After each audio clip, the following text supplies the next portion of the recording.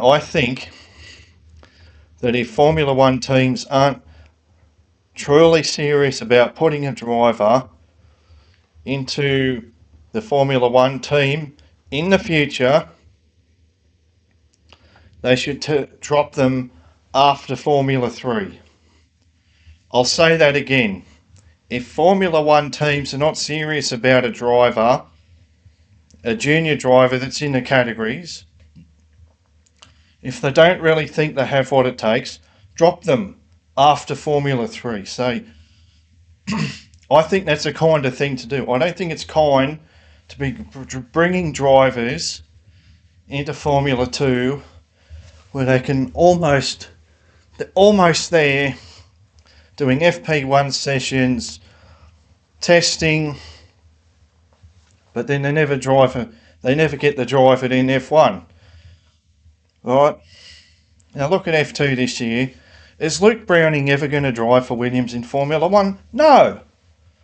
I hate to say that. Is Gabriele Mini going to drive for Alpine? Of course not. There's no seat for him. Who else is there? Maybe because Red Bull are different. Pepe Marti maybe. Victor Martins. Alpine no. Williams no. I don't think so. So why sign Victor Martins if you're not going to put him in a Williams car? Huh? What for? Alex Dunn. Alex Dunn has no future in Formula 1. Sad to say, fast young driver. Jack Crawford will never drive for Aston Martin. If you're not serious about these drivers, don't bring them right to the dream and then at the last second they don't get in. And as I said in one of my very first videos, I'm going to say it again, a series like Formula 2 doesn't need to have 10 or 15 great drivers because they're all competing with each other, cancelling each other out. The Formula 2 season that stood out for me as how Formula 2 should be is 2017, because most of the drivers were paying to be there. There was a small handful of academy drivers, and Charles Leclerc stood out. You could see the talent. It was clear as day and night.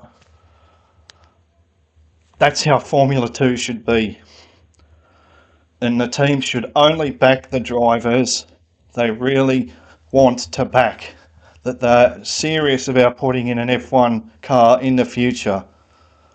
Otherwise, you're giving false hope. No. If you're not serious, just drop them now. Yeah? Say, well, you've reached Formula 3, we've seen enough.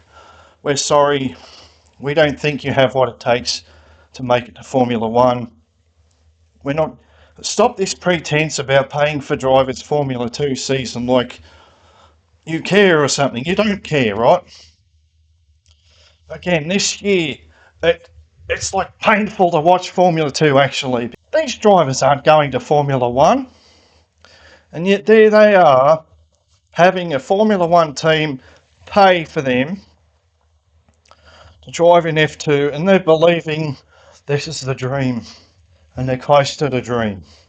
Say, okay, Formula 3, that's it, we don't think you're good enough. Just end it where it has to end.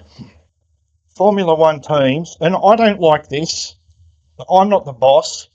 Formula 1 teams these days sign contracts with drivers that go far into the future. Piastri until 2028, Leclerc till 29. Those teams are locking down drivers for 5 years into the future. Williams are locked down for years into the future. And you look at Formula 3, and most of the drivers, so many drivers are academy. I wouldn't say most, at least 10, right? And I think, no, what are you doing? You're pretending to these aspiring young drivers that they've got a chance in Formula 1 when they don't. If you thought they were going to make it to Formula 1, You wouldn't sign your current drivers for 4 or 5 years into the future. And the only team that I can give an exception to is Red Bull. They make good on their junior academies. They've got that second team. Good on them. I know Pepe Marti has a real shot at driving for Racing Bulls next year or the year after. Arvid Lindblad, of course, we know he'll be in fairly soon. Goethe has a shot, but I don't think he's got what it takes, sorry to say. Like Mercedes with Noah Stromstead, what's that about? Mercedes are never going to put Noah Stromstead in a Mercedes F1 car. If they weren't going to put Fred Vesti in their F1 car, why are they going to put Noah Stromstead? Huh? Who are they having us on? I mean, it's why give him that false hope? They should say, well, you've reached Formula 3, well done. Now, we don't think you got what it takes for Formula 1.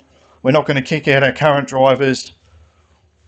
Let's end the pretense. Without Formula 1 showing love to Formula 2, there's no point of Formula 2. Better to have Formula 2 full of pay drivers. I don't know, what else can I say?